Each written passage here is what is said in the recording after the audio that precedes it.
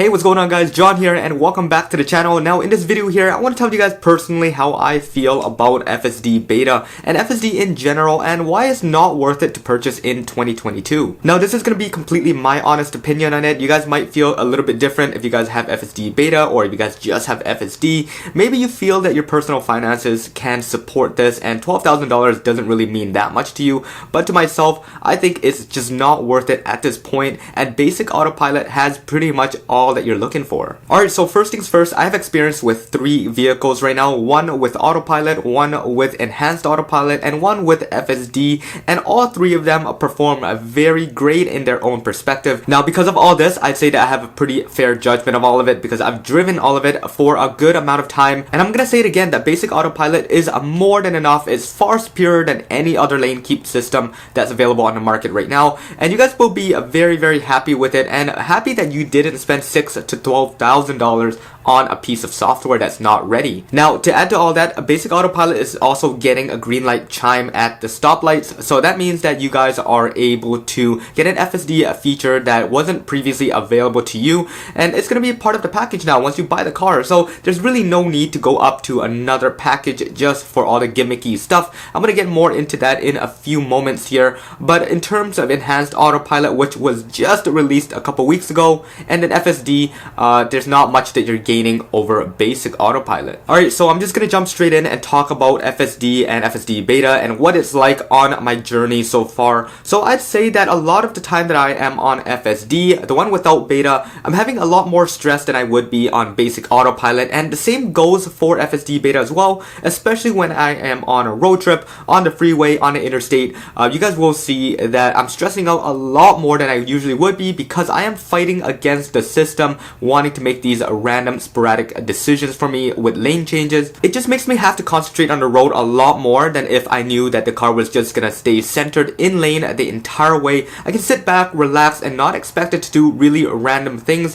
whereas if you guys purchase the FSD package, it's gonna want to make lane changes, and that's when things get a little bit scary. You're gonna have to do your shoulder checks because you don't trust the system entirely. You're gonna ask why is making a lane change right now versus doing it down the road later on. 99% of the time I have it on chill mode and not in Mad Max mode, but it will still make these random lane changes. Even randomly when I'm on the street and there's no cars in front of me or behind me, it will want to go from the fast lane to the slow lane and back to the fast lane again, and it will make me touch the steering wheel many times more than I would have to if I just had Basic Autopilot. Now with the exception of manual lane changes, I'd say that Autopilot is just perfect. You guys don't need Enhanced Autopilot or FSD or FSD beta. There's just so many different names nowadays, but you don't really need all of it. I just really wish that the lane change, the automatic lane change that comes with Enhanced Autopilot, pops back onto Basic Autopilot for us to use. Now with the exception of automatic lane changes within the FSD package, you're not really getting much else that's useful on your day-to-day and your long road trips. All the additional thing that you're paying for is just not really worth the money. So that includes the automatic stopping at green and red lights,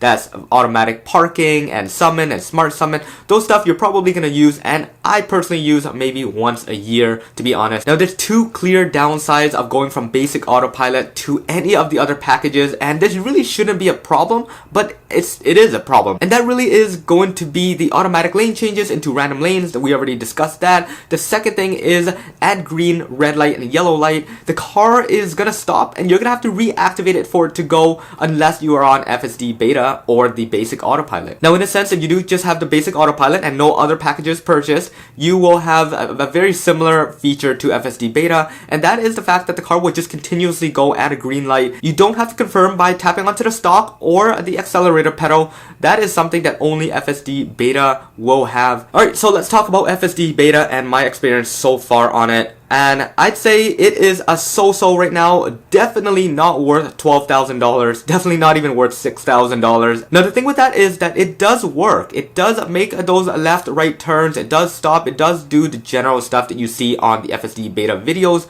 Unfortunately, it is not on the same level as those ones that you see online. Now unless you're living in San Francisco, anywhere else in North America, the thing is just not going to work that well. There is so much disengagement. There's so much that you have to focus on and so many mistakes mistakes that happens that it just takes the fun out of it after the first few weeks of having it, and you just feel like you want to revert back down to basic autopilot just for the sake that you want to get from one point to another without having to focus on it too much. Now, like I said, basic autopilot is pretty firm at the moment. There is no real glitches other than those are sporadic or phantom breaks, but FSD beta has so much more problems than that. Now, one thing here I do want to note is that I did do a road trip from Vancouver, BC down to San Francisco, and I noticed the drastic change, and I wonder if this is a back code change somewhat. It's not using the exact same code that's running in Canada versus running down in California. I noticed that it performed a lot better down there, even though the roads are generally the same. In Vancouver, the roads, the traffic conditions, the lights, the whole system is identical to down in Cali,